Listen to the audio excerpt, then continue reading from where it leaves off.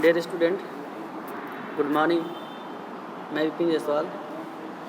आज हम लोग द यूनाइटेड नेशन ऑर्गेनाइजेशन का जो तीसरा क्लास है उसके बारे में अध्ययन करें। तीसरे क्लास में जो आज पढ़ाना है उसको हम लोग पढ़ेंगे। तो हम लोग द यूनाइटेड नेशन ऑर्गेनाइजेशन पढ़े थे। आपको हम यूनाइटेड नेशंस का निर्माण कब हुआ उसको बताया। ऑब्जेक्टिव ऑफ द यूएनओ उसको मैंने बताया आपको।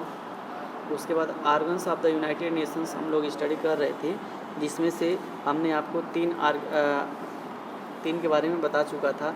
जनरल असेंबली के बारे में, सिक्योरिटी काउंसिल के बारे में और इकोनॉमिक एंड सोशल काउंसिल के बारे में मैं आपको बता चुका था। और trusteeship council, international court of justice और सेक्रेटेरिएट के बारे में मैंने आपको जब जूम में ऑनलाइन क्लास लिया था उसमें मैंने आपको बता दिया था। आज हम लोग का जो नेक्स्ट टॉपिक है उसको आज हम लोग पढ़ेंगे। चलिए देखते हैं क्या नेक्स्ट टॉपिक है आज हम लोग का। देखिए ये हम लोग पढ़ चुके थे।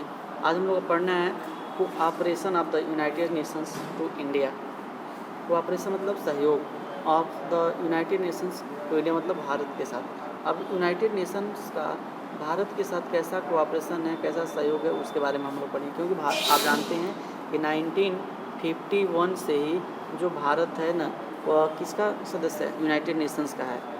ठीक है, तो यूनाइटेड नेशंस का सदस्य भारत शुरू से ही है। इस समय यूनाइटेड नेशंस में 193 कंट्रीज हैं।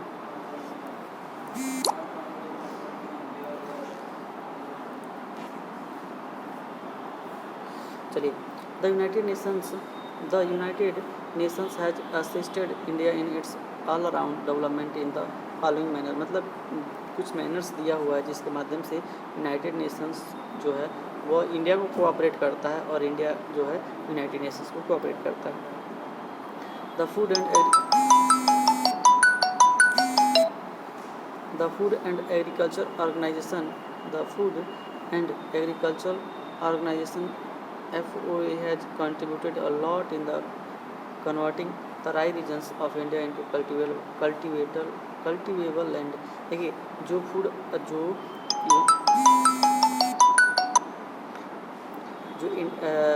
यूनाइटेड नेशंस का जो FAO है, फूड एंड एग्रीकल्चर ऑर्गेनाइजेशन जो है वह भारत का जो तराई रीजन्स है, तराई मतलब वर्षा अनुपजाऊ रीजन्स होता है ये, जहाँ पे खेती बहुत ज़्यादा अच्छी तरीके से नहीं हो पाती है, तो उस लैंड को कल्टीवेटर लैंड मतलब कन्वर्ट करने के लिए, अर्थात मतलब उसको उपजाऊ भूमि बनाने के लिए यूएनओ क्या करता है, हेल्प करता है। किसका?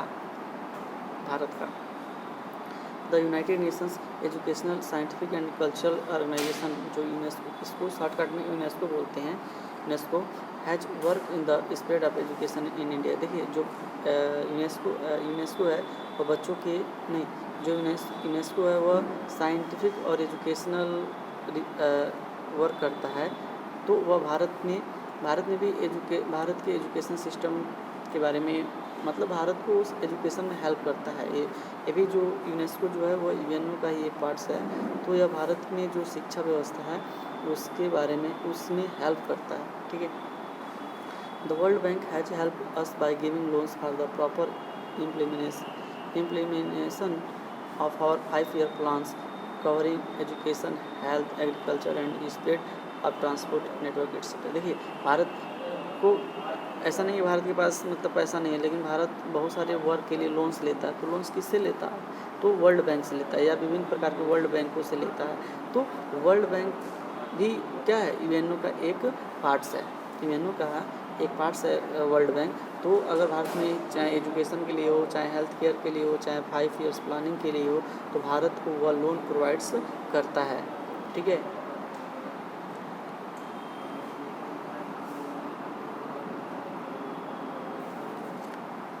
चौथा देखिए, the World Health Organization WHO, the World Health Organization, इसको शॉर्टकट में WHO के नाम से जानते हैं, has cooperated in the education of eradication of malaria, polio etcetera. देखिए जो WHO है वह भारत में या किसी वर्ल्ड के किसी देश में जो पोलियो है, मलेरिया है, जो खतरनाक बीमारियाँ हैं, जो फैलने वाली बीमारियाँ हैं, उसको ख़त्म करने के लिए कार्य करता है कौन? WHO। तो भारत में भी पोलियो था, भारत में भी मलेरिया था, तो भारत की पोलियो और मलेरिया को ख़त्म करने का कार्य WHO किया। और WHO किसका किसके अंदर कार्य करता है? वह यूनाइटेड नेशन ऑर्गेनाइजेशन के अंतर्गत कार्य करता है। Now it is working for the removal of deadly disease like AIDS. मतलब यह एड्स जो भारत की एड्स भारत की क्या पूरे वर्ल्ड की जो सबसे बहुत खतरनाक बीमारी है, सेक्सुअल बीमारी, तो उसको भी ख़त्म करने में जो WHO अपना काफ़ी योगदान किया हुआ है। The United Nations International Children's Emergency Fund UNICEF has worked towards making the children of our country literate and healthy. देखिए, एक संस्था है UNO का, जिसको यूनिसेफ बोलते हैं। UNICEF United Nation International Children's Emergency Fund, UNICEF इसको शॉर्टकट बोलते हैं। इसका जो मेन कार्य होता है ना, वर्ल्ड के जो छोटे बच्चे होते हैं, जो बच्चे होते हैं, उनके एजुकेशन और उनके हेल्थ में उनके एजुकेशन और उनके हेल्थ को बेहतर करना इसका मेन कार्य होता है। तो भारत में भी तो बहुत सारे ऐसे बच्चे हैं जो मतलब जिनको एजुकेशन की ज़रूरत है, जिनके हेल्थ की ज़रूरत है, तो उसमें यूनिसेफ क्या करता है? हेल्प करता है। The other specialised agencies of the United Nations are as under. देखिए, UNO के ये तो इस एजेंसीज था ही, WHO हो गया, यूनिसेफ हो गया, यूनेस्को हो गया, FAO हो गया, IMF हो गया। तो एक तो आर्गन्स है, ये है यूनाइटेड नेशंस के अंतर्गत। इसके सिवा कुछ और भी आर्गन्स है जो भारत को विभिन्न तरीक़ों से हेल्प करते हैं, विभिन्न तरीक़ों से कोऑपरेट करते हैं। जैसे International Bank of Reconstruction and Development IBRD हो गया, International Civil Aviation Organization ICAO हो गया, इंटरनेशनल टेलीकम्युनिकेशन यूनियन ITU हो गया, the Universal Postal Union UPU हो गया, the World Metrological Organization WMO हो गया, the International Monetary Fund IMF हो गया। तो यह भी जो हैं वह यूनाइटेड नेशंस के क्या हैं? आर्गन्स है। और भारत को यह विभिन्न तरीक़ों से हेल्प करते हैं, कोऑपरेट करते हैं। भारत को क्या, जितने भी इसमें कंट्रीज़ हैं UNO में 193, वह सब एक दूसरे को क्या करते हैं? कोऑपरेट करते हैं UNO के द्वारा, और UNO इनको कोऑपरेट करता है।